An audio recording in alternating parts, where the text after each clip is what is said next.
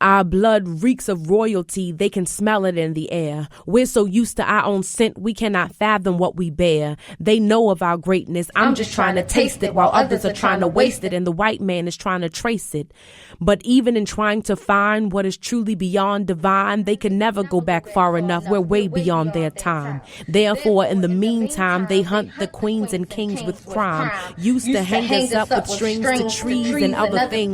Now they tote guns with beams and wrist rings. Same old ankle chain, still beating us the same, ain't nothing changed. Except now they're trying to survive, can't find any use for us alive, not knowing we can't die. So while they're chasing blood, snatching bodies, eating babies, and raping our minds by having sex with our kind, they can only become us with every thrust. I trust they only raise our army, and I trust that we are righteous. It was just a few miles from our office in downtown Baltimore City. This was in Baltimore County, where a young woman named Korryn Gaines, whose poetry you just heard, lived and unfortunately died. New videos released tonight in the fatal shooting of an armed Baltimore County woman killed during a 6-hour standoff with police. Baltimore County police will not release the name of the officer who shot Korryn Gaines. They've cited an unprecedented amount of threats against their officers. Anybody who want to know what I'm doing? Videotaping an apparent shotgun in her hand, Korryn Gaines records herself holed up in her apartment. Police also mentioned the 23-year-old's anti-government sentiment as a concern that they have. This new video shows the intense moments leading up to that deadly encounter. Her 5-year-old son was hurt in that standoff. Now police are investigating whether Gaines or one of the officers actually shot that. Today we heard from the medical examiner who said Gaines was shot a total of 5 times. Later exchanged gunfire with officers who shot her to death. We didn't know Korryn, but it feels like we did. She went to the same high school that I went to, and we have a few mutual friends in common. But beyond a personal connection, I think there's an ideological connection between Korryn Gaines and the work that we do here at LBS. Right. I think that's true. There is certainly an ideological connection between our beliefs, and while I didn't know Korryn either, we know that she was a follower of Moorish science, which is an American national and religious organization founded in 1913 by Noble Drew Ali. Moorish scientists seek to unify what many would call diasporan African peoples politically, socially, but also racially by creating a term or racial designation for its followers, stating that they're all Moors who descended from Africa, primarily the country of Morocco. Many followers adopt the last name Bey to politically express their commitment to Moorish science and to show they have been severed from their ancestral genealogy, thus using the name Bey stands in the place of their tribal or familial name they would have had. Ultimately, their aim is to exist within the United States as free, righteous, recognized, and politically savvy citizens in accordance with their religious doctrine. In many ways, Korryn's videos also describe her as a sovereign citizen. The sovereign citizens movement consists of individuals that believe they are only beholden to the rules of common law. They are wholly skeptical of the system of government and reject many statutes, proceedings, and taxation as illegitimate. Through a process known as expatriation, sovereign citizens relinquish themselves from federal jurisdiction by renouncing things like the Social Security number, driver's license, car registration, the use of zip codes, marriage licenses, voter registration, and even birth certificates. It should also be noted that the sovereign citizen movement is listed as an extremist group under the FBI's domestic terrorism umbrella, which is interesting because the FBI, under the counterintelligence program, also known as COINTELPRO, which was designed to surveil, infiltrate, discredit, and disrupt domestic political organizations, listed many notable organizations as extremist groups, including the Black Panther Party, the Nation of Islam, SNCC, nearly every Black student union, the NAACP, and even the Southern Christian Leadership Conference. So the beloved and peaceful Dr. Martin Luther King was seen and listed as a threat to national security. So to be clear, Leaders of a Beautiful Struggle does not profess to be more scientists nor a part of the sovereign citizens movement. But we do actively seek to better the material conditions of Black people, particularly in Baltimore, and advocate for autonomy in the Black community via Black-led and run institutions, in addition to creating a strong base to provide political power and influence to service the community's agenda. So the idea of sovereignty resonates with us heavily as we recognize the way racism and white supremacy has crippled Black communities and the necessity to liberate ourselves from the weight of its oppressive force. Moreover, LBS shares a certain level of skepticism surrounding governmental agencies. Let's take the Baltimore Police Department as an example. The story surrounding Korryn Gaines' tragic death, alongside the negligence that led to the death of Freddie Gray and the countless other instances of police brutality, is proof positive that the department is in dire need of reform. And news about the Rogue Gun Trace Task Force provides evidence that there needs to be greater oversight, training, and accountability to community. So in the end, we understand why a woman like Korryn Gaines would feel the need to buy a gun, why she might attempt to stand her ground, which led to a standoff at her Baltimore County apartment, why she might feel so free, so liberated, so self-determined that she will be seen as a threat to the state. We see her as less an anomaly and more like a product of a disconnect between the imagined version of the police force that is so different from the lived experience of Black folks, of Korryn and her toddler-aged son who was shot by the police officers folks love to praise. So in our last episode, we used the television show The Wire as a frame to talk about the real-life problems of drugs and violence here in Baltimore and challenge The Wire's claims of realism in its portrayal of street life. Right. We discussed the narrow lens The Wire uses to describe why folks come to sell drugs and how violence prevails and should thus be dealt with in Black communities, which included the relationship the community has with the police force and how we view them overall.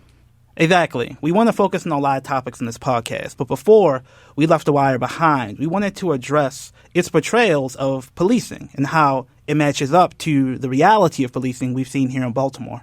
And this year happens to be The Wire's 10th anniversary, where many fans will celebrate what they believe is the genius behind television street crime, which we proved before couldn't be further from the truth, in our opinion.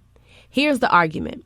Though The Wire posits to be a realistic depiction of the street life in Baltimore, it lacks the greater historical context, cultural sensibilities, and internal understanding, rendering it a host of stereotypes that misses the nuances and particularly important aspects of Black life to be deemed accurate. It lacks the complex analysis of the strata within Baltimore's Black community that includes folks like us and failed to represent the collectivity that drives the Black community. It also presents ambivalent notions about the police force, sometimes making them out to be saviors without depicting the vast number of issues and misconduct within the force. That's a good point, Breon, and kind of linking the last episode to this episode, the representations of the type of people you would think would get in a shootout with police from The Wire don't match up to Korryn Gaines.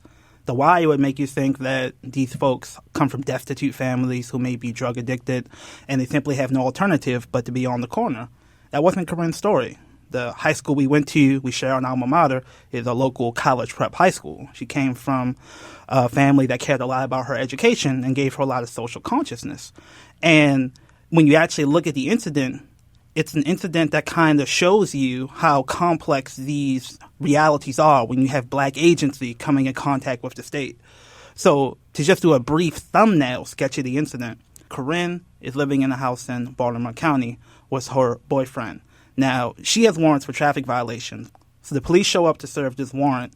And as a woman who has a young child, she doesn't know what the context of the incidents are. When the police have a warrant, they can enter your home.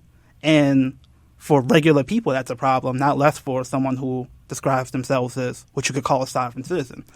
So a standoff ensues. She's in the apartment with her child. Hours pass. They call... I believe they don't actually call the crisis intervention unit. And they definitely don't prioritize crisis intervention. They call in the SWAT team. And while they have a negotiator there, they aren't engaging it from a framework many people say of de-escalating the incident. They have this sort of SWAT team at hand the whole time.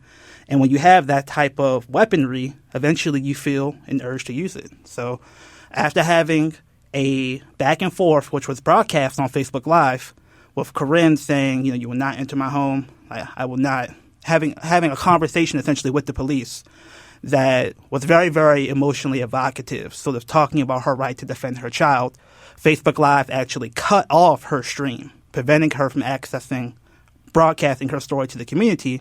And eventually, the SWAT raid comes in, Korryn Gaines is killed, and her child is shot. And this incident was, of course, tragic, but part of what we at LBS try to do is to challenge what we see as an over-focus on these incidents of spectacular violence that go viral and turn the gaze towards the audience, how their beliefs create culpability and potentially complacency with this system, which may void the agency of the victim. It sort of focuses so much on the emotional frame for these incidences that sometimes it makes it hard for us as a community to think through these things systemically and to sort of glean the examples that are most valuable from these incidences. So one thing, for example, that we've made a decision on is we didn't want to play the actual Facebook Live video of the fatal incident. I think there's a lot of conversation about questioning the recirculation of these images, not just because they may re-traumatize people, but because seeing them over and over again might normalize these incidences of gratuitous violence against black bodies, creating a sort of political spectacle, which, again, creates so much emotion that it makes it harder for us to see the political landscapes which create these incidences in the first place. So this is part of the reason we started off this program with the poem from Korryn Gaines to forecast and forefront her agency and not just limit her to the spectacle of her deaths. So in that vein, for this episode, we want to try to weave together some things that show the interconnections between the representations of police in popular culture and how these representations impact how we perceive reality. Part of that perception is that Korryn may have done something wrong just by having a gun. In this society, and I'll say specifically in the state of Maryland, in the city of Baltimore, there's a conception that all gun owners are suspect. And if you're not doing anything wrong, what do you need a gun for? And you might be inviting some sort of trouble just by owning one.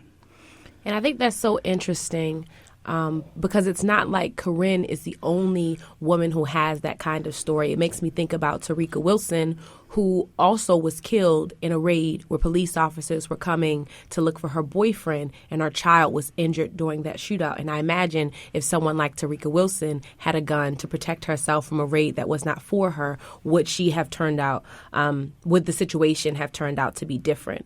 And we can also look at the national conversation around gun control, right? Having a conversation where we're questioning the very basis of gun ownerships all across the nation, even in our schools. And it's voices like Korryn's, which I fear are being left out of that debate around gun control. So if we think of Korryn as a thinker and almost like a theorist, not just as a victim, I think we can see deeper lessons about how we understand as black people, how we collectively are forced to maybe think differently about these concepts of threats and self-defense. Like for black people, what happens when, despite what shows like Law and Order might have you think, what happens when you're not protected by the police, but need protection from the police? This is what Korryn clearly felt, and I want to take a step back and ponder just why she may have come to this conclusion and why it feels so counterintuitive for so many people on the left today. Well, can you point at something specific, an example that people can gravitate on? Absolutely. So I think many folks on the left today might think they know how bad cops can act. And they think they know why, in theory, someone might fear the cops. But what happens when, in fact, you're being targeted by police units literally functioning like a criminal gang? A group of police using all of the cunning and precision and persistence and ingenuity so often praised when cops show it on shows like The Wire, and they're using all that to target you as a black person. How does the reality of these depths of depravity possible within real police compare to even the most quote-unquote critical depictions of policing in popular culture, say in The Wire?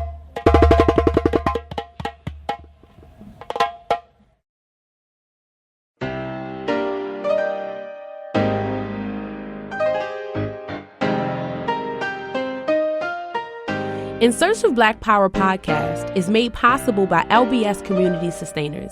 If you want to support this effort, become a community sustainer by investing anywhere from $2 to $50 each month.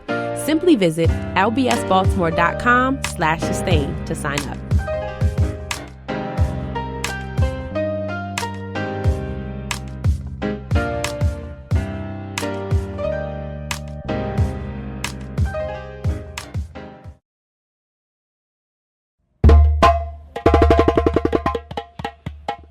So when I think about The Wire and Korryn Gaines, I really want to take a step back, like a giant step back that we don't often take. And we're so rushed in having this conversation to even think about policing in a broader context. Like, what are police? Like, what do they do? And what role do they play in society? And I want to go all the way back to Europe. And I want to think about political legitimacy. So some of you may have seen this picture before. It's a picture of a king, and his body is made up of little dots. But if you zoom in on the dots, you can see this king with this crown and this scepter. He's actually made up of other little tiny people.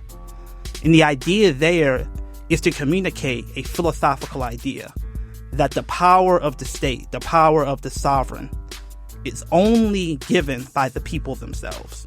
And that image is called the Leviathan. It's an image associated with the philosopher Thomas Hobbes.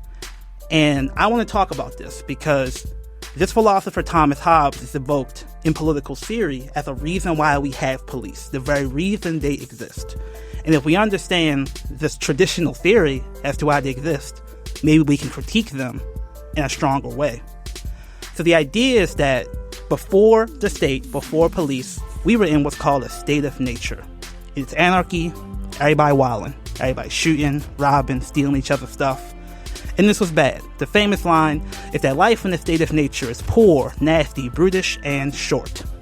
So we as human beings saw this and was like, this sucks. We need some type of contract that we can live by so we can have rules. This is called the social contract, if you've ever heard that term.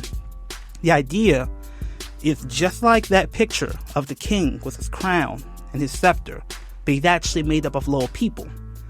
The people of the world basically grant their sovereignty as free individual human beings to the state in order to create order out of chaos. So here we have this theory of a benevolent state, a benevolent ruler taking care of his people who have willfully given their sovereignty to them. So now we can look at The Wire. The Wire calls itself a critical text. It is critical of the role police play in the world. But I think if we look at it from what I just laid out, what they're actually critical of is not that police have the power to do policing. They're critical of the fact that police can't do their natural given job of restoring the social order. And that may not actually be being critical of police. That's critical of police not being able to do their so-called natural job of enforcing the rule of the sovereign. So think about the very first thing you see in episode 1 of The Wire. You see this Detective McNulty being really upset because a witness who basically reported a drug dealer shooting a civilian, that witness got killed. So McNulty goes and says, this is chaos, we can't have this. And he basically gets the power to do the first wiretap in The Wire. I shouldn't be here. Then you shouldn't. They killed a fucking witness out of your court. Yeah, you told me. You did your civic duty. Under the power vested me by the Circuit Court for Baltimore City, I absolve you of all your sins, Detective McNulty. You are my sin, you know that? For talking to you, my major's ready to cut my throat. Yeah. Jimmy, you knew I was going to make that call, admit it. Yeah, I didn't think you were going to straight up hang me out on the line in a shitstorm. No. Look, it's not like it was when I was a prosecutor. I'm a judge now. The rules are different. You missed a spot. Yeah, well, what's done is done. Question is, what do you want me to do now? I think you can leverage the deputy ops with a phone call. He's already detailed people. Some detail. Asshole lieutenant thinks he can buy-bust his way to Avon Barksdale. You want leverage? We give the dead witness angle to the newspaper. Stir some real shit. No, that tips Barksdale that someone's working him. We don't want to go public. No? Just put it to the deputy ops. You lost a witness who testified in your court. That forces the department to commit the investigation. And when you call Burrell this time, will you forget my fucking name? So this is really important because this is what The Wire tells you about Baltimore. All of us. In Baltimore. Working. Sharing a dark corner of the American experiment. It tells you that Baltimore is basically a failed state. The social contract, remember that? It's broken down. And we need the police to make the social contract great again, to make the state great again, to make it legitimate again. And that's where you have one of the most terrifying lines of The Wire, where one of the characters calls it, quote, the dark corner of the American experiment. And so we need The Wire. We need the police who are just and powerful to restore order. And this is essentially the genesis, the beginning point of this idea of the good police. The Wire uses this phrase over and over again. We need good police. And that's what The Wire is trying to give us. What I think is so interesting about that analysis is because when I think about police or where the police force started, I think about slavery in America, where the police force was used after the abolition of slavery or even during slavery to keep slaves in check. So when a slave ran away from a slave master, or during the sharecropping times where ex-slaves were free and roaming the streets and seen as vagrants, this police force, if you will, was used to either take a slave back to its plantation or take freed people and lock them up so they could continue to be slaves under an unjust system. And so when I think about Black people and the way that we have engaged with police officers from the time that we entered into this country, it is under unjust rules and it helps to uphold an unjust system. And so I just don't know what the term good police means when it comes to Black people, because the system has never been good for Black people. Absolutely. And if you look at The Wire, good police is completely outside of everything you just said, right? This character McNulty, the Irish cop, is a good police because he walks the beat and he says hello to the Black grandmothers. The character Kima Greggs is good police because she is so dedicated to locking people up, to pursuing her cases. And you see that the idea of good police is about following the rules, but it never questions the basic authority cops have to take your life. It doesn't question the basic authority of what created the American state. And that's important because when we think about police brutality, remember, when they shoot someone, they're exercising our authority as citizens. Remember the Leviathan. They're exercising our authority that we've given to them temporarily to protect us. So just think about like how The Wire would portray the cops in The Wire going after a bad guy. You would have the lieutenant standing in front of a chalkboard, and you'd have all these other cops around him. And it would be the lieutenant being like, the target is Avon Barksdale. He's the leader of a drug crew, which has killed multiple witnesses. We have to reestablish order. And you'd have other cops talking about how important it is to reestablish that order. You might have another cop saying, we have all this great community intelligence, and they're telling us that they have 3 stash houses where they keep guns and drugs. And you may have another cop saying, let's just kick in the door and crack some heads, Western District style. And of course, the lieutenant, being a good police, would say, you want to keep getting intel from the community? You don't treat them like it's a war zone. Besides, without a warrant, this case can't stand up in court. Gotta do this right. Right? So that's the theory of policing The Wire gives us. They have their authority, and when they use guns, it's because they're protecting the people. And The Wire, as much as it tries to be critical of police, can never really escape this good police mythology. You want to give them more support. You want to give them more power. And what you're creating is the people who are so valuable, they go beyond other individual people. They're not just one little piece of that giant Leviathan. They're so important because they protect everyone else. They're above everybody. They're not just regular citizens. They're super citizens. So 2 things come to mind. First, when we're talking about this Leviathan or the sovereign, I feel like if all of the citizens are not represented by this sovereign, then it doesn't actually work. So when you have a police force that is predominantly male-driven, or a police force that is predominantly white, or a police force that doesn't actually reflect the community that it serves, then that model of sovereign or Leviathan just goes out the window. Because how can I put my faith in a system that doesn't actually reflect me and what I think? The second thing is that I've always been troubled about the leniency given to police officers in general. It's absolutely baffling how the purveyors of the law are not held to its fullest extent. They become non-citizens in a category of their own with superpowers that are just the ability to evade the law itself. The phrase super citizen sounds silly, but it makes perfect sense in this example. Yeah, the title is a little bit weird. It sounds like something that might be out of Dragon Ball Z, like the cousin of a Super Saiyan or something like that. But if you just look at how cops are treated in society, the term makes sense. The Supreme Court gave police what's called qualified immunity, basically saying for them to do their job as protectors of the social order, they get immunity from prosecution for what other people would get prosecuted for. So when they beat someone up, when they put cuffs on them, that would be kidnapping for a regular human being. But because of qualified immunity, not only can they do it, when you accuse them of going overboard, they have basically shifted the burden of proof onto the potential victim of police brutality to show that this is something that is beyond what a reasonable officer would feel necessary to do their job. And that gives them incredible power.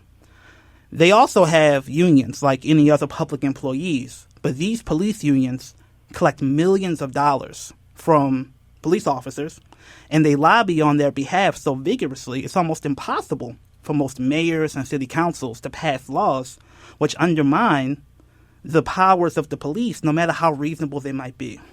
So when you have this much power and you have the respect of the community, think of shows like Cops, where they're seen as locking up these disheveled, oftentimes shirtless bad guys. Cops get free coffee. Cops get free sandwiches from Whole Foods. You have to ask the question, what happens when the Leviathan, the protectors within the Leviathan, the police, turn from benevolent force to the aggressors?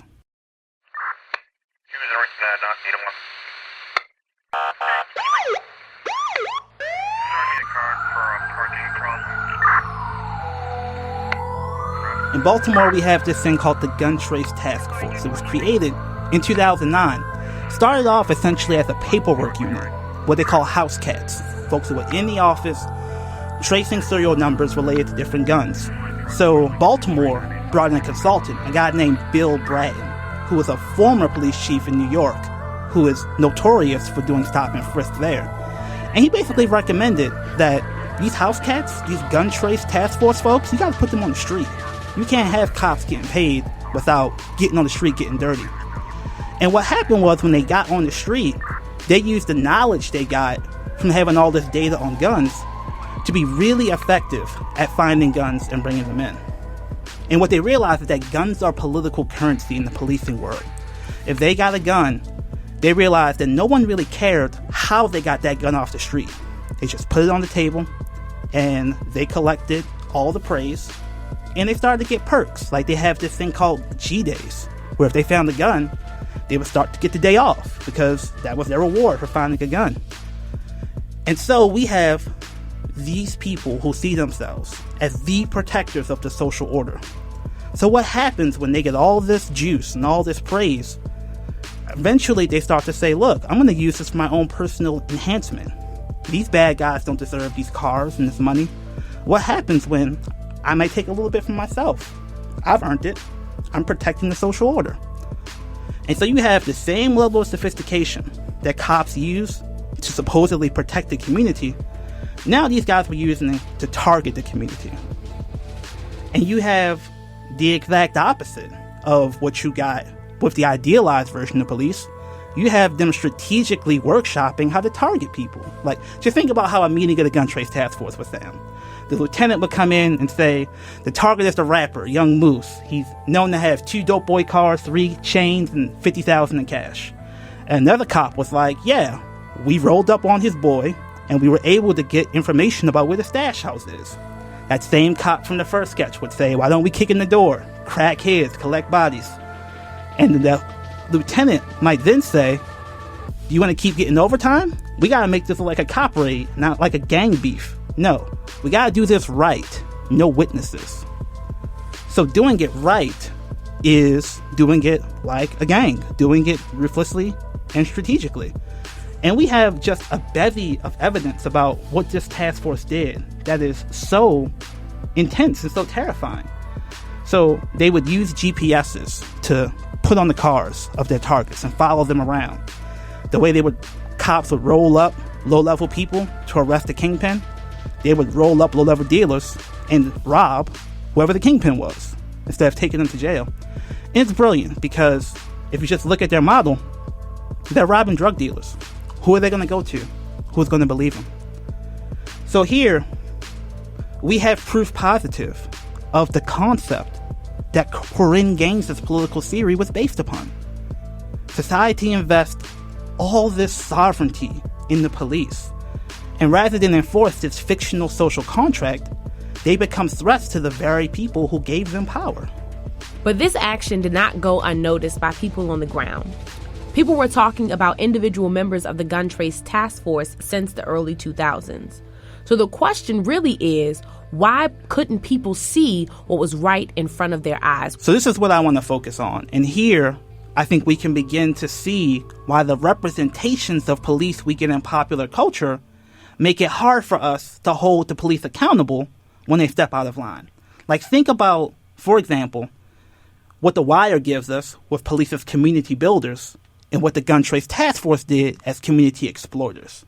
So let's just take this one clip from The Wire. Just cop, Bunk Moreland.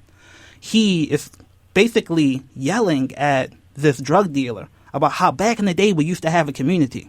Bullshit, boy. No victim. I just came from Tasha's people, remember? All this death, you don't think that ripples out? You don't even know what the fuck I'm talking about.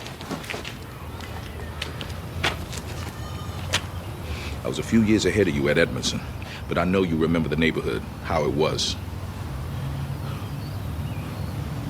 We had some bad boys for real. It wasn't about guns so much as knowing what to do with your hands. Those boys could really rack.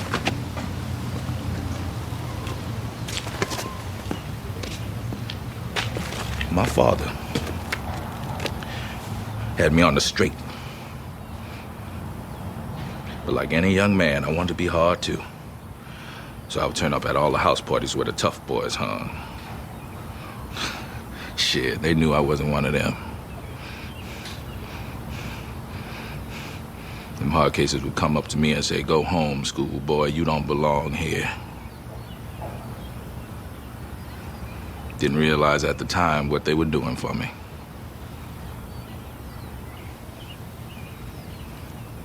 As rough as that neighborhood could be, we had us a community. Nobody, no victim, who didn't matter. And now all we got is bodies and predatory motherfuckers like you. And out where that girl fell, I saw kids acting like Omar, calling you by name, glorifying your ass. Makes me sick, motherfucker, how far we done fell. And again, the Leviathan is at play. The Wire here is telling us that cops deserve their status of good police because they actually care about the community. They want to revive the community to its previous greatness. This is problematic, first, because in real life, many Baltimore police are not from Baltimore. They don't share this mythical conception of making the community great again.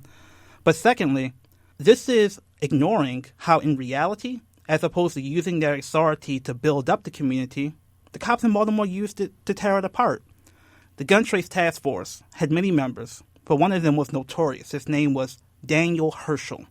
And of the many things Herschel has been accused of, one of the most egregious was actually planting guns and drugs in the office of a community organization designed to prevent violence in the community. The theory is that Daniel Herschel felt that this organization, which was staffed with former gang members who were trying to turn their life around, was either a front for people who were continuing to live the street life or a threat to the police themselves, because if this program called Safe Streets works, maybe we don't need to give the police $500 million per year. which is what they get in public funding here in Baltimore.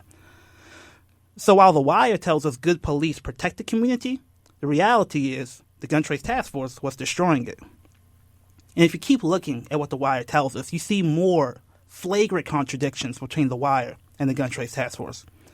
So, for example, The Wire is constantly talking about this idea of dope on the table, how the real problem is that good police are being hurt by the bureaucracy, which wants to literally do these public relations spectacles and put big bricks of dope on the table, and how that's hurting police work. The commissioner wants raids citywide. Every door we can take, any addresses we can write on, anything connected to a narcotics case. CID, tactical, the DEUs, and tomorrow, on the 6 o'clock news, we put a lot of fucking dope on the table. A lot of it. Dope on the table. It's a photo op to make us all feel better about Kima Greggs catching a bullet or two. Oh, Christ. You need to rip him a new one, Your Honor. I don't know, Jimmy. You back on the ticket, huh? In real life, the Gun Trace Task Force was actually creating a mythology not about dope on the table, but about dope on the streets, where they were actually selling the drugs they confiscated from drug dealers to people on the streets. There's a story of them actually using a bail bondsman and actually taking drugs from pharmacies during the Baltimore uprising and selling these prescription drugs not only back onto the streets, but then blaming the gang members for putting these very same drugs on the streets, justifying more money for policing. So we have The Wire telling us that cops really care about the community and hate bureaucracy's obsession with public relations, when in reality the Gun Trace Task Force was creating the exact same public relations narrative demonizing community while they profited off of them. Finally, of course, you got to look at the use of force and the mythology of restraint in The Wire versus the reality of the Baltimore police force. In The Wire, there are many examples of the police beating people up, but there are also examples of irrational, unrealistic restraint. There's one scene where they go and try to take in a notorious murderer from the Barksdale crime organization, and despite the fact that he's the most dangerous person portrayed in the whole show, they take him in with no shots fired and barely even a physical struggle. The reality is, all you gotta do is look at the Department of Justice report on the Baltimore police, and you see incident after incident of a pattern of practice, not just within the Gun Trace Task Force, but within the whole force of excessive force, lack of accountability, and mistrusting community. And I think this all leads to this really, really dangerous narrative where the cops in The Wire are seen as actually being a way to enhance society, to even bring people back from the socially dead, from the corner, and bring them back into the social contract. That's a really, really poignant scene that I think has aged really poorly, where the police are interviewing a member of the Barksdale organization who wants to change his ways. What are you looking for? I want it to go away. I can't. I want what Wallace wanted. I want to start over. That's what I want. I don't care where, anywhere. I don't give a fuck. I just want to go somewhere where I can breathe like regular folk. And I think this clip says it all, because we all know, while D'Angelo Barksdale says he just wants to breathe, he wants fresh air, the cops don't give you that. His dream of getting into witness protection, moving away from Baltimore, is the exact sort of dangerous escapism The Wire teaches us police can give you, a good life away from the corner. But we all know the reality. The cops don't give you life. They don't give you breath. They take it away. I can't breathe. I can't breathe.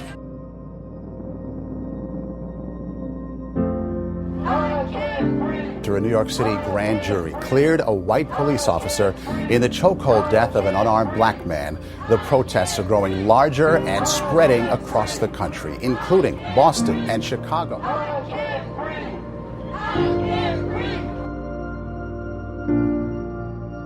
But doesn't The Wire show cops stealing and beating people up? There's even examples of intra-force violence where the white cop accidentally shoots an undercover black cop.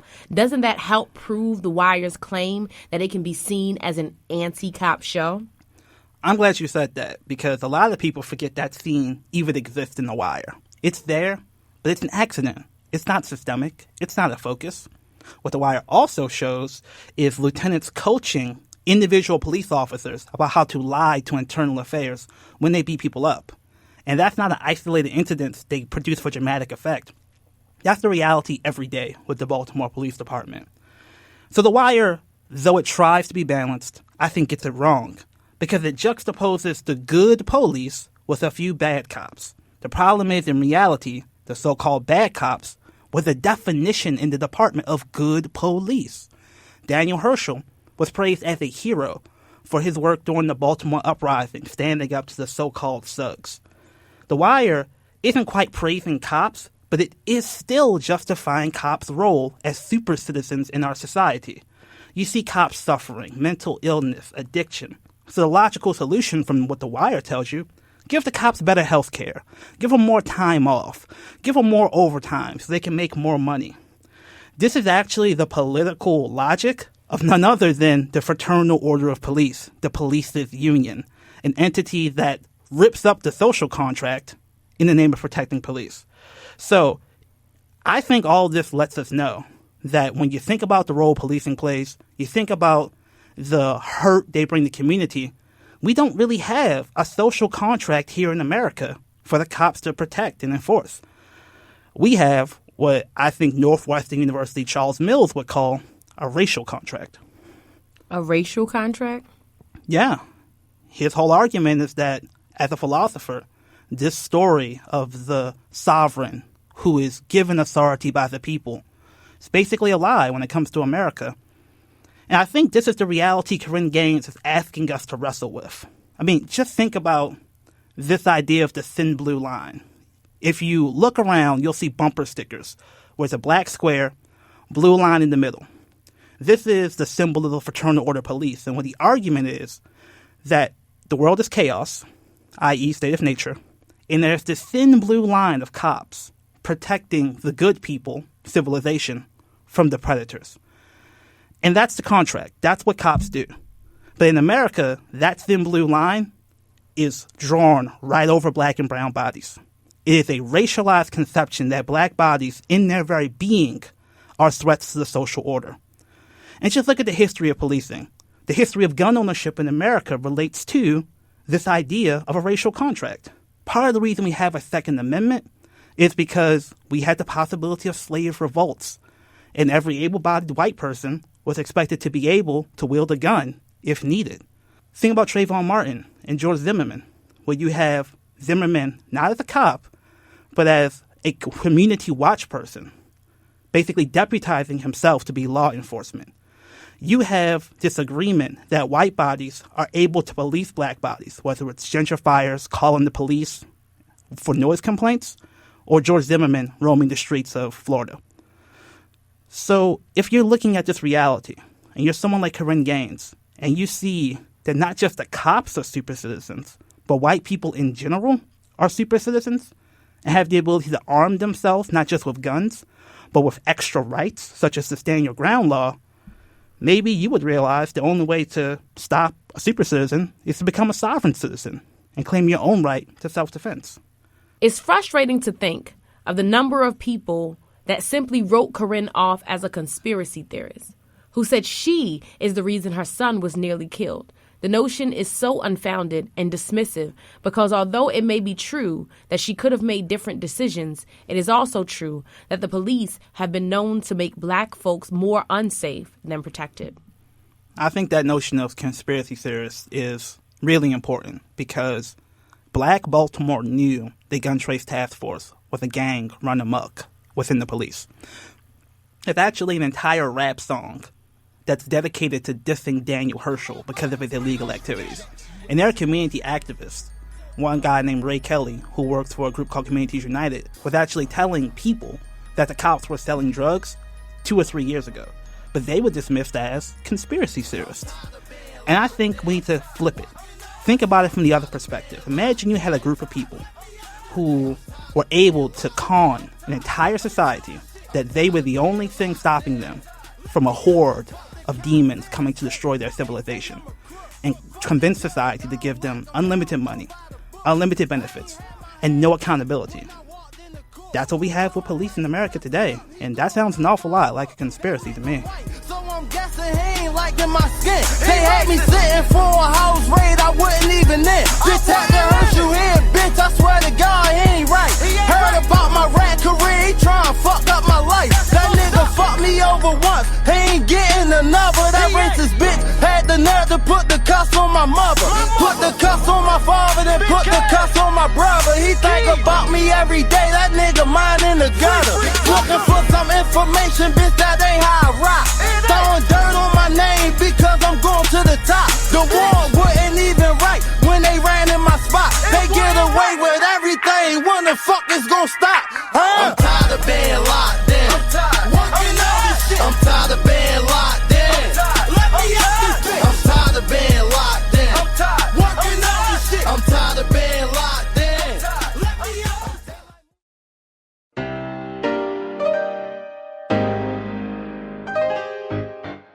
Hello, Lawrence here to talk to you about LBS sustainers. There's a critical question in movement circles about how do we fund movements, and fortunately we have some knowledge from elders that can help guide us. In 2007, a group called Insight Women of Color Against Violence published The Revolution Will Not Be Funded Beyond the Nonprofit Industrial Complex. And in this collection of essays, many women who work in nonprofits and some who don't explain their theory of the limits of traditional nonprofits. Many of them argue that in the 60s and 70s, the radical fervor that was in the streets got sucked into the office spaces and into city government. And while that yielded benefits, as a nonprofit, folks couldn't directly lobby. And so much of that energy was used to sustain their organizations by getting grants as opposed to funding the movement on the streets. So we at LBS are trying to do something different. Influenced by this book, we're trying to build an alternative model to fund our movement. Community sustainers means you as a listener agree to give us a small amount of money every month so that we can fund not just this podcast, but the different work we do politically throughout the state and the different artistic endeavors and teaching opportunities we offer to youth. Think of it as Patreon before Patreon, and this gives us the freedom to pursue radically different forms of organizing. Since we're not a nonprofit, politicians know we can actively work against them, which actually gives us added leverage as compared to a nonprofit who is lobbying, who they know can actually engage in elections. So for us to support our political work and for us to continue giving you this podcast, we really need you to go to lbsbaltimore.com/sustain and become a sustainer today.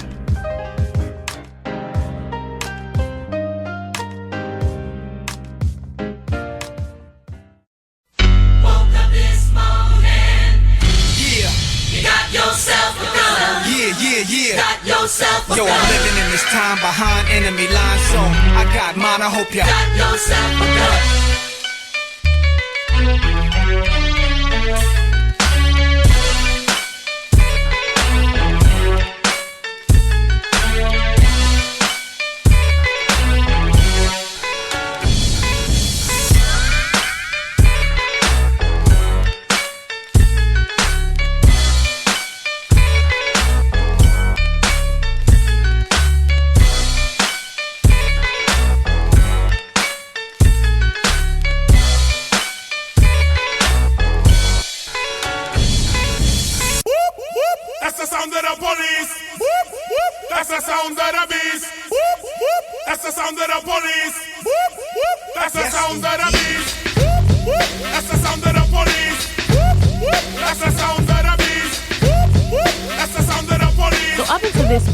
Presented a number of critiques about officers, but I think there's one glaring critique that is still missing.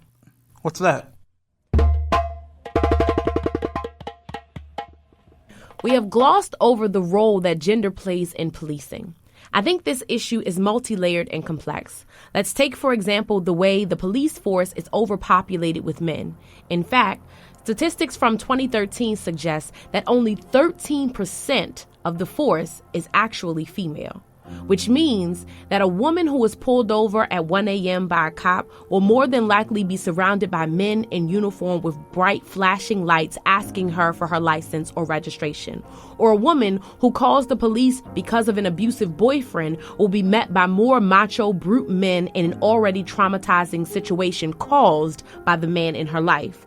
And finally, if a woman calls the police to report a rape, she will likely have to encounter male police officers because women officers, quite frankly, may not be available. It has also been reported that women are more likely to experience harassment and intimidation tactics by officers, which may be a product of misogyny within the police department. What is even more shocking is that law enforcement officers are said to commit domestic violence at rates 2 to 4 times higher than the general public. And while we have all heard the famous stories of Ray Rice knocking his wife unconscious in an elevator, I have never seen a front page story of a police officer abusing his wife and losing his position on the force as a result. It is baffling to think that so many officers could commit domestic violence, which is illegal, and yet remain responsible for enforcing the law. It is plausible that those same officers who commit domestic violence are also more likely to view female body constituents with the same disdain. The last and most egregious example of inefficiency due to gendered policing might be best exemplified through this clip from The Wire, where Officer McNulty goes undercover at a brothel. Come on, ladies. No problem.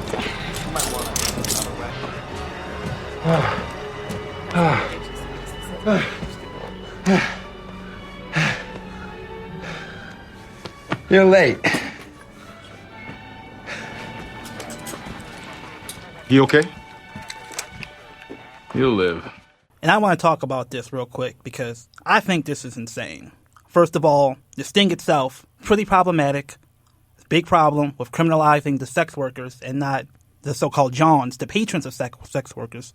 But more than that, how could you ever have consent to something like that when one side has qualified immunity? He knows he's going to arrest her and there's going to be her word against him. So she's fundamentally put at a huge structural power disadvantage in this whole affair. And the way The Wire talks about it, McNulty isn't attacked for this. He's praised. And I know The Wire is going to say, oh, we're showing McNulty's in despair. He's a sex addict. But I think that's a cop-out. No pun intended. I think they're literally just doing things that show these characters and not taking any understanding of the gender dynamics in real-life policing, where 35 states where it's legal for cops to have sex with women who they have in their custody arrested. I think that's insane. So again, in this clip, McNulty goes undercover in a brothel and subsequently has a threesome with 2 sex workers. The lighthearted nature of this scene is indicative of the way the police force at large treats instances of sexual misconduct. In fact, a national study revealed that most police departments lack a comprehensive policy or program regarding sexual misconduct within the force. And this is strange, seeing that there are exhaustive policies and programs regarding just about every other disciplinary issue. It is as if police don't see sexual assault as a crime at all. The DOJ report on the Baltimore Police Department revealed that hundreds of untested rape kits will likely expire before any investigation even ensues. The best example of a police department's gross negligence surrounding an instance of police officers' sexual misconduct happens in Oklahoma with an officer named Daniel Holtzclaw. Holtzclaw is serving a 263-year prison sentence after being convicted of raping and sexually assaulting several black women while working as an Oklahoma City police officer from 2013 to 2014. It is said that Holtzclaw preyed on women who were poor, with records, using warrant searches to find incriminating evidence, then blackmailed those women or arrested them in order to perform sexual acts on them. He was eventually caught when he conducted an undocumented and unauthorized traffic stop of a 57-year-old black woman after his shift had ended. He assumed she was poor. He assumed she had a criminal record, so he ran a warrant to check, which ultimately yielded no results. Still, he sexually assaulted her, which led her to file a complaint. The Sexual Crime Unit interrogated Holtzclaw and completed a subsequent investigation that turned up 36 others. The Sexual Crime Unit interrogated Holtzclaw and completed a subsequent investigation that turned up 36 other like incidents of sexual misconduct, 16 of which he was charged with and 13 that he is actively convicted of. What is most baffling about this case is that an officer with 36 sexual assault and molestation charges could go undetected. It begs the question, what happens to our complaints when we report police misconduct? And what safeguards exist that track the patterns of repeat offending officers? The law should not be this lenient with those tasked with enforcing it. The justice system imposes a 3-strike-you're-out policy for civilian repeat offenders while leaving monsters like Holtzclaw 36 times woefully unchecked. And in my hand are the documents that were sealed and kept a secret. A secret hearing was held in Judge Timothy Henderson's courtroom. Surveillance video shows who attended, but all the details were sealed. The public wants to know what were the findings by this judge, and we yet have to find that out. We only knew it was regarding Daniel Holtzclaw's appeal and that leaders of the police department's forensic lab were there. Today, though, new documents show the hearing was regarding a personnel investigation, which by Oklahoma law can be kept confidential. Still, his counsel is worried additional evidence may be destroyed if swift action is not taken.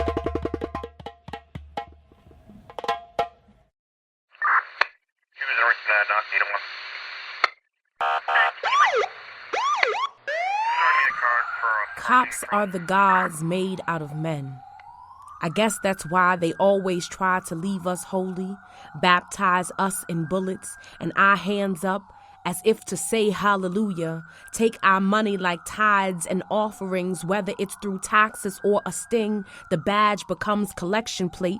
But TV shows perfect cops on foot patrol, make crooked cops look admirable, good intentions, bad situations, made Satan less demon, more angel on vacation, a DIY deity, defying all logic like walking on water, or standing over his welcome mat wife and pooling her blood before the next shift, then turning the Red Sea of his body into wine after it. And ain't it like a Moses to part things?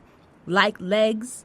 These officers are patriarchy put into uniform. Daddy wears the pants and we stroke its ego, enlarged its penis with billy clubs, bully thugs on Viagra aroused by arrests. Handcuffs used to be kinky until you find the trail of women banged in bondage after being blackmailed, poverty stricken with 2 strikes stacked against them, so sex trade becomes survival, bartering a body with the boys in blue, hoping they drop all charges against you, and the public will praise these gods, hoping for a miracle.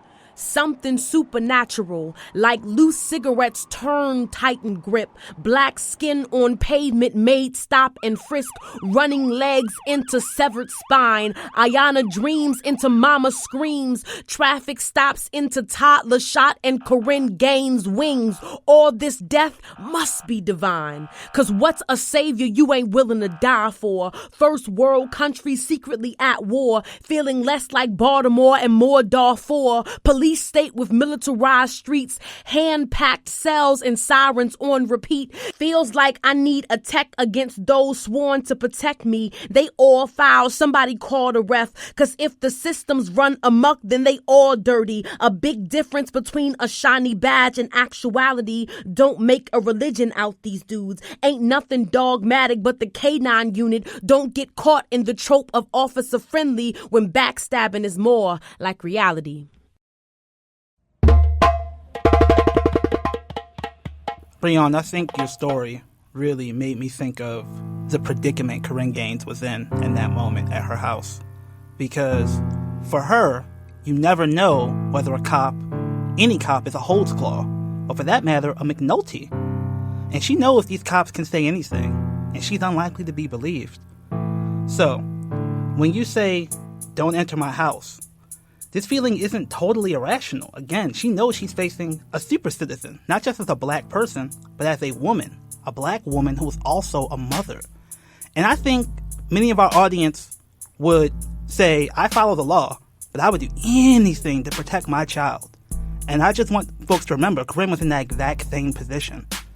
And the way she chose to do that was a way many people would question. But hearing the story you just said, I think it's harder for most people to engage in that sort of second guessing and questioning of her actions.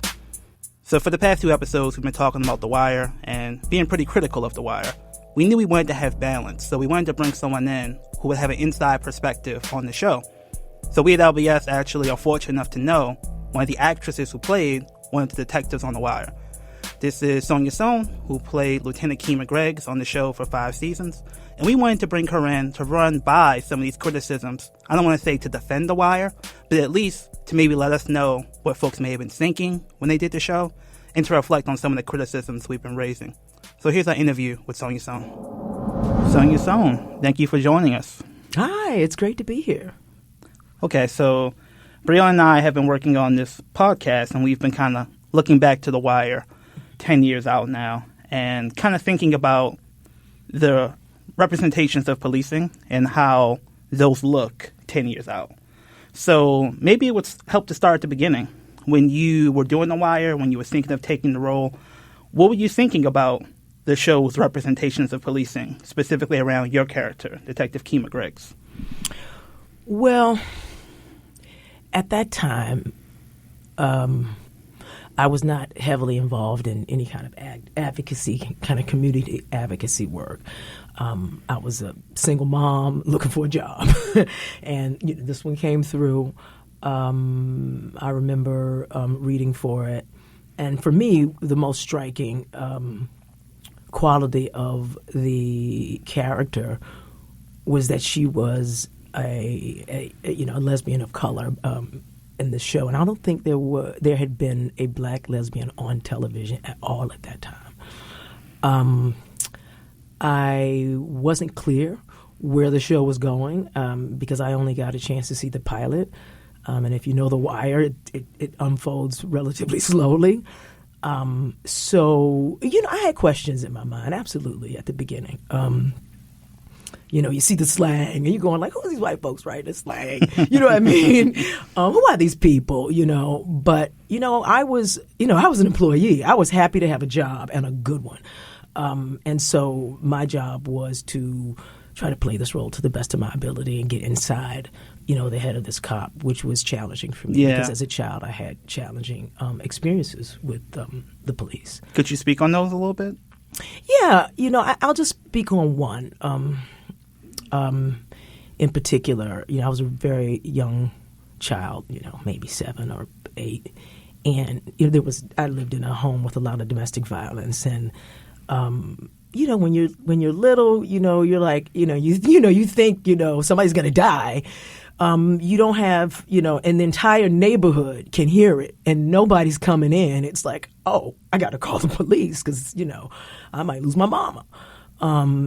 And I remember, and they used to come, I would secretly call them so nobody would know. And every time they came, they would come and they would leave. And there was one particular time when 2 cops came, and there was, the typical big pink-faced cop stood in the door jam, and I was looking from the living room, just kind of peering, and I saw him listening to my father and the explanation between, I saw him listening to, to what was going on, but the different versions from my parents. I saw him listening to the different versions of the story from my parents, and I caught him rolling his eyes and looking at his partner and like shrugging his shoulders and laughing. And in that moment, I was devastated because in a child's mind, I thought, you're supposed to help me. In that moment, I was like, oh shit, I can't depend on them to help me. So I never called them again. Okay. So, yeah, I did have a few questions related to my part of the segment. And the first thing is, it is true that police departments across America have very little representation of women in the force. And so I was wondering, what did you think about the way in which The Wire portrayed your character, like as a woman on the force? Did you think that was a true representation of how, women really show up in the police force? Or, what were your thoughts about that? What I liked about the character Kima Kima was basically the moral center of the police department. She was the one uncorruptible cop. And I have met that cop before. And so, we know they're out there.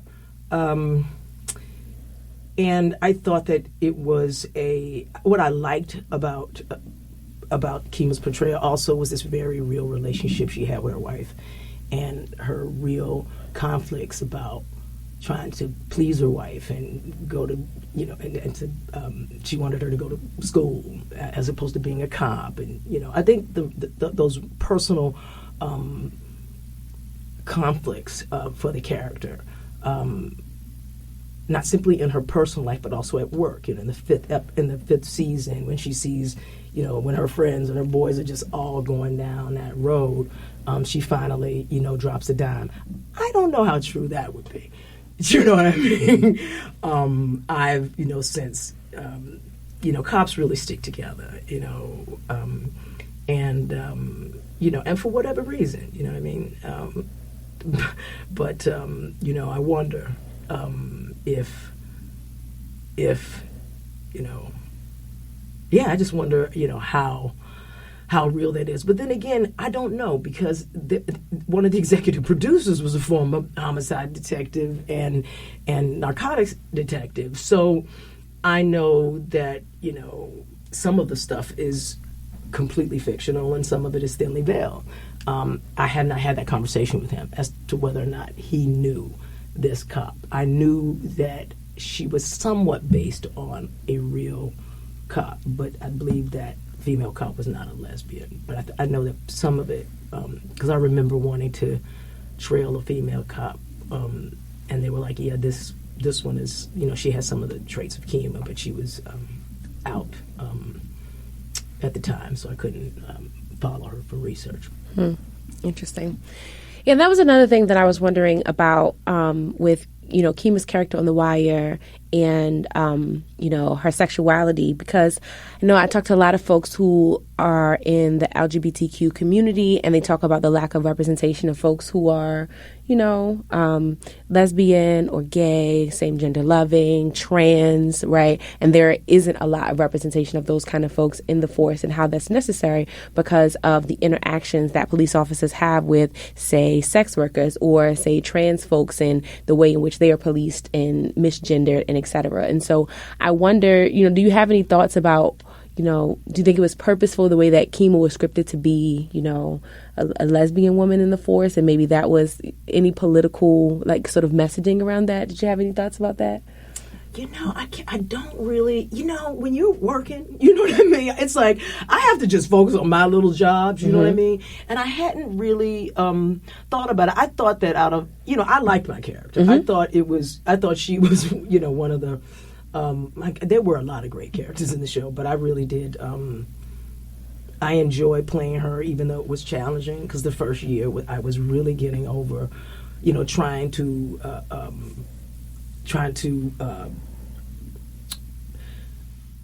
the first year I was really trying to come to terms with my past experiences with cops so that I could actually play this cop. And that's really what I was focusing on, because in order to play a cop, I have to be a cop. I can't be carrying all that resentment from my past. Now that resentment and that experience, and I don't, carry resentment anyway. It's just not healthy.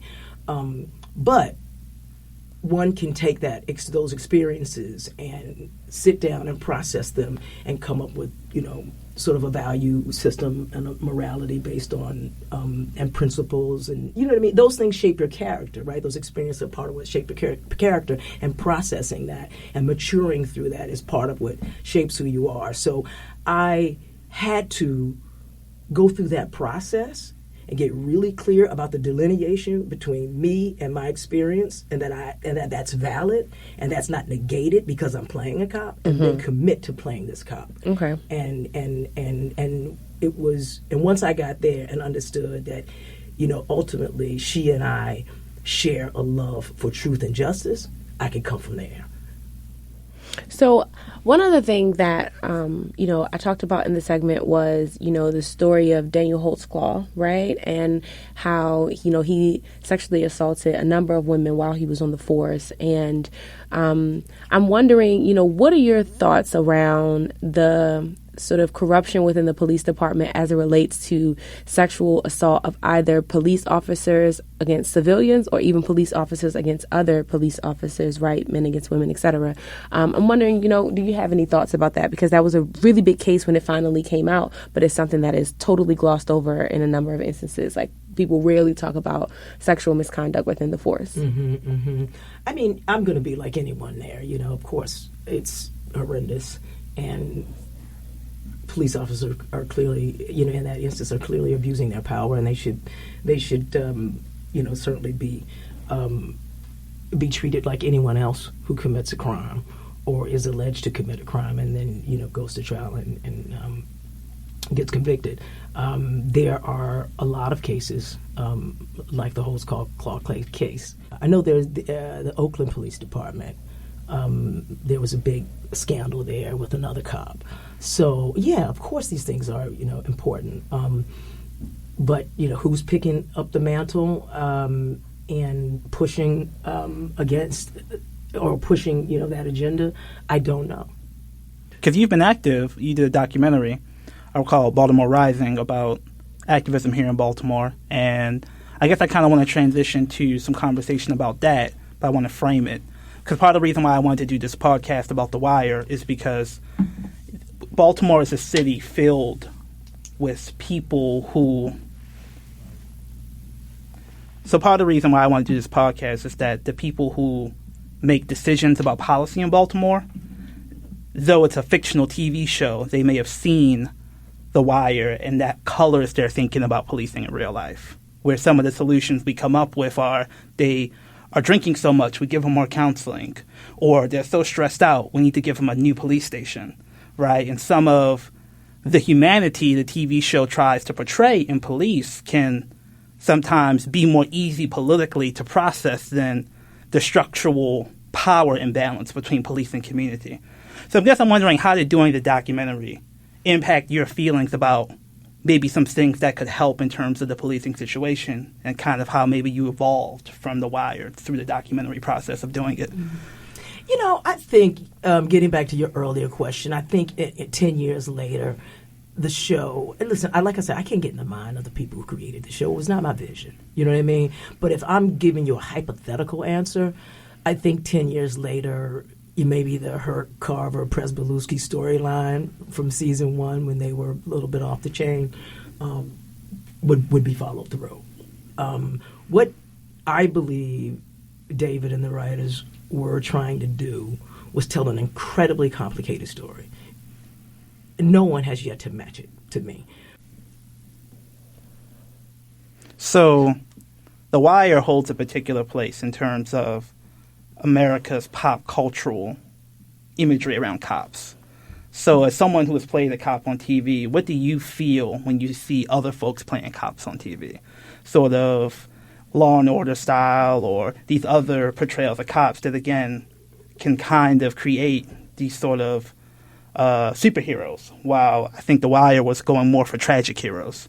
What does that do in terms of our country's thinking about policing when we see so many sort of one-dimensional portrayals of cops, always right, always on point, to sort of CSI vision of cops?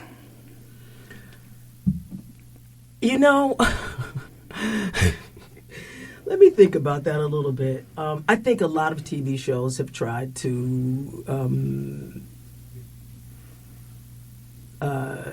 imitate wire cops. But then you had a TV show like The Shield. The Shield was giving you all of that, corrupt cops, bad cop, the whole thing, and I thought The Shield had its own original sort of point of view, even though I still feel like it sort of came on the heels of The Wire. That's all I can really say. I do think that a lot of the, network shows, they give you sometimes quick two-dimensional. They give you quick two-dimensional sort of portrayals of cops. But I can't say that across the board because TV is changing so much now. I can't keep up with everything.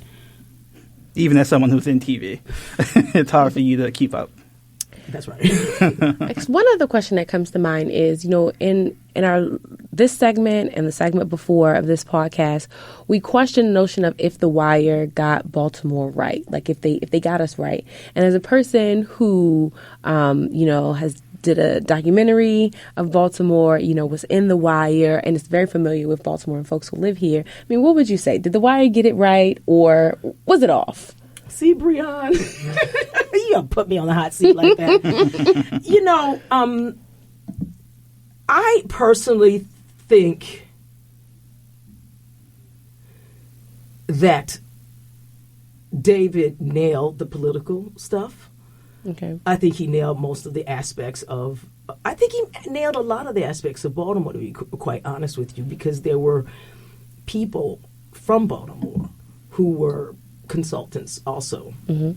Like Fran Boyd from Her Life. The Corner is based on her life. She rode with Andre Royo for a long time. They were two peas in a pod, and he nailed that.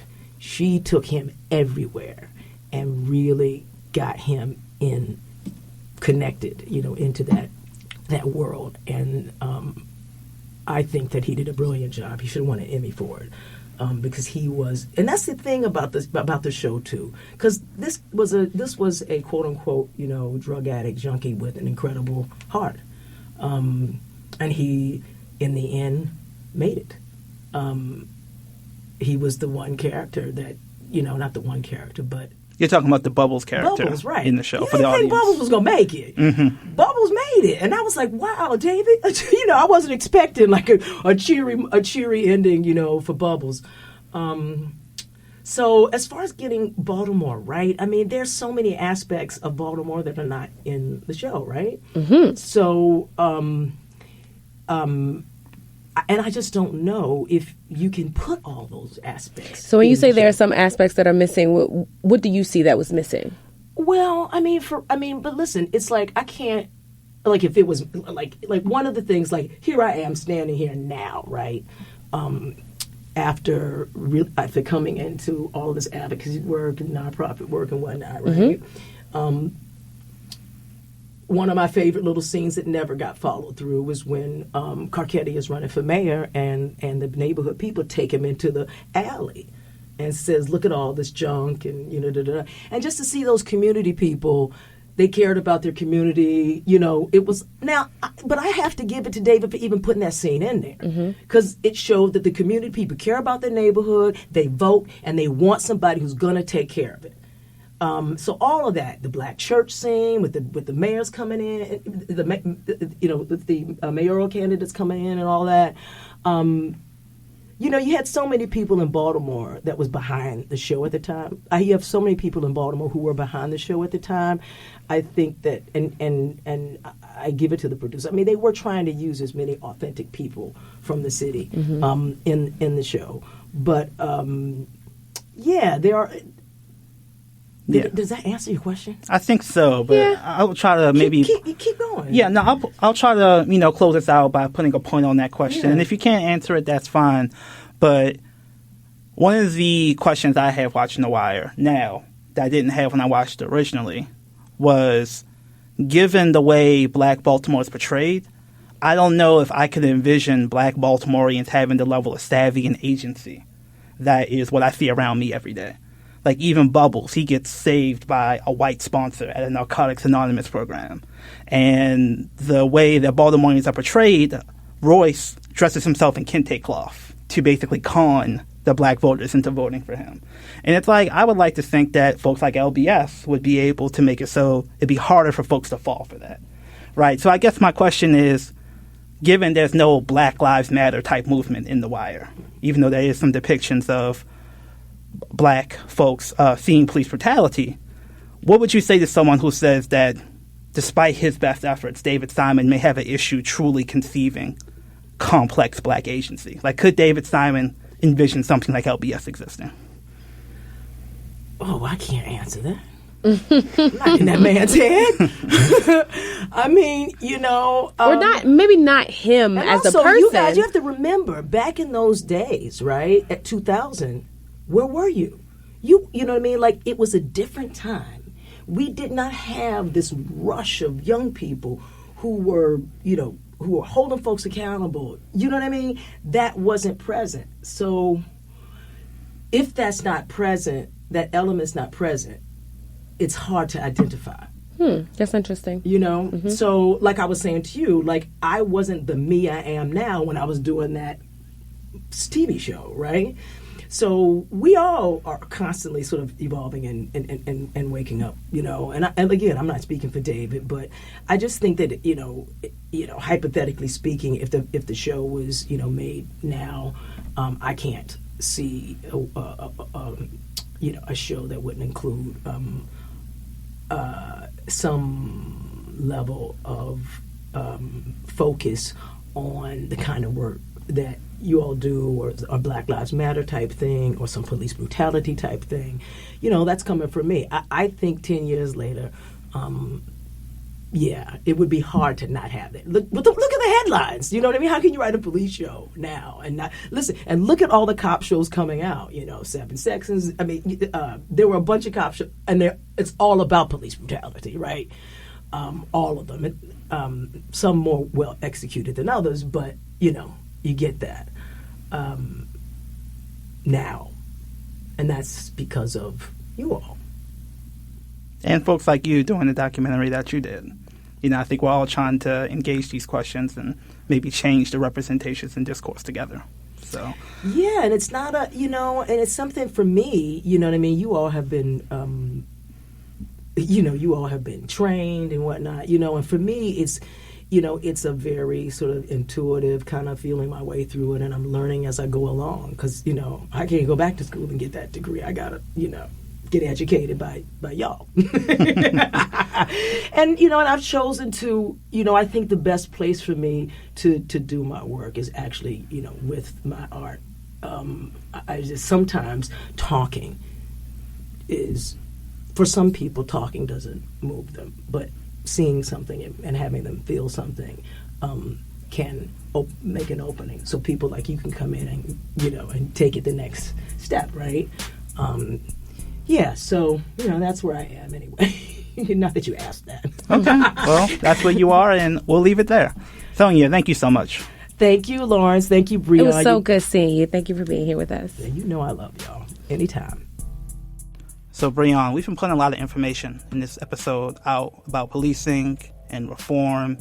And I know you work with young people sometimes, and you have a lot of conversation with artists, folks who aren't traditional, policy wonk activists. And I get concerned sometimes that the conversation we have isn't impacting those communities. They still feel really hopeless about policing reform, given all that we see on our social media feeds. Do you have some, experience about how people will feel? Well, as an artist, listening to a lot of young people's poems and artwork that I've seen throughout the community, I think that's true.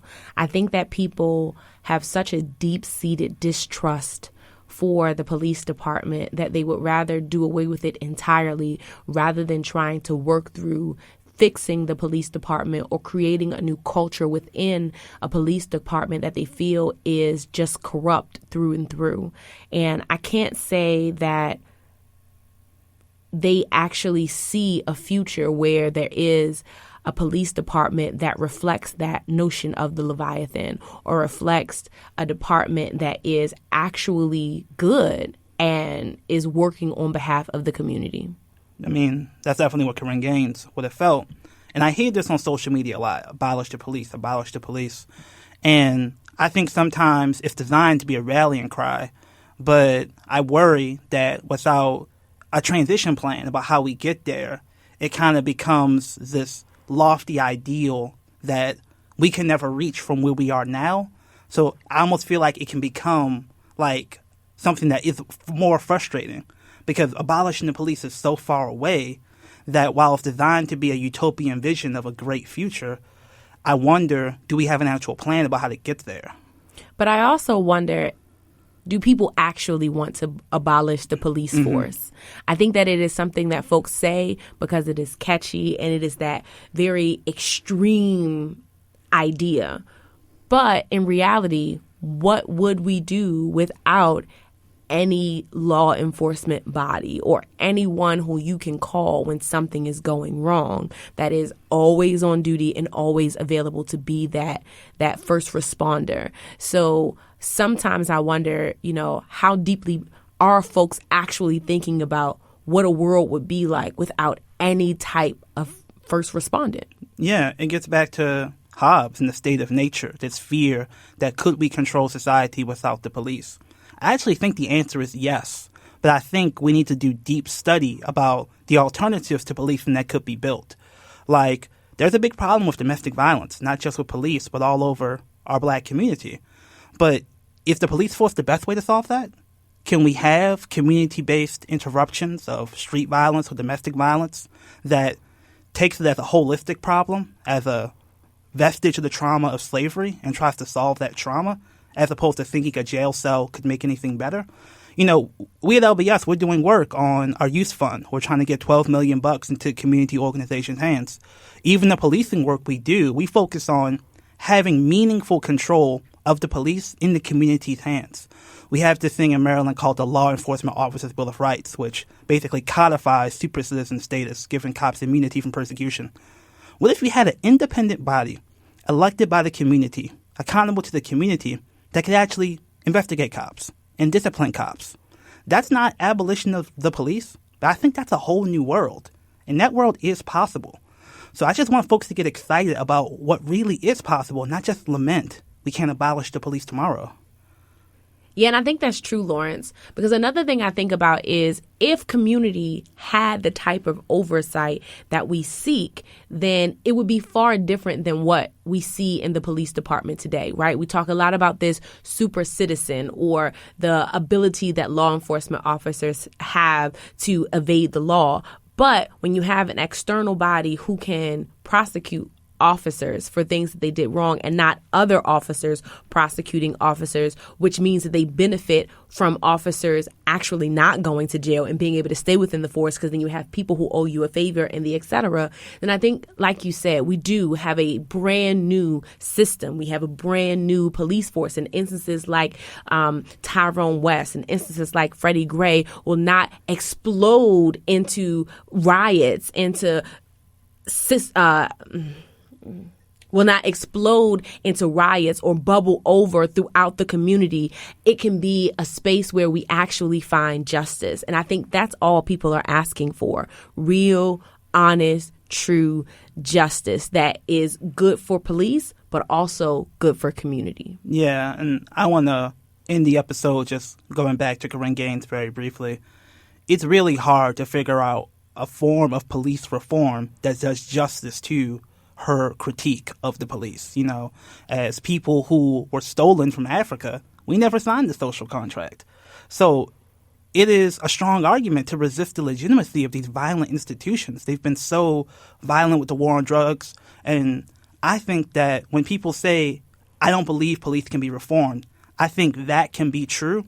And we can also embrace that we have to do what we can do to transition to a world where we don't need police, which includes oversight, includes retraining, but isn't limited to that narrow, tiny box that ever expects the police to really respect your rights, We need the power to be able to force them to respect our rights by being able to fire them, being able to cut their budget, and reinvest in the institutions like Safe Streets that Daniel Herschel saw as a threat and therefore wanted to blackmail.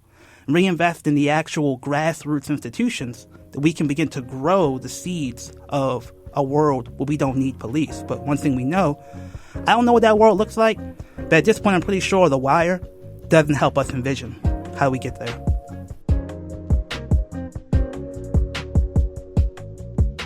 Thank you to our guest, Sonja Sohn, and to you for listening. Make sure to follow us, like, and subscribe on Twitter and Instagram at LBS Baltimore and on Facebook at Leaders of a Beautiful Struggle. You can find this podcast at www.thenewtimbuktu.com and on iTunes, Google Play, or wherever you can find podcasts. You can also support us and become a sustaining member at www.lbsbaltimore.com. In Search of Black Power was created by Leaders of a Beautiful Struggle, hosted by Lawrence Grand Prix and myself, Lady Breon.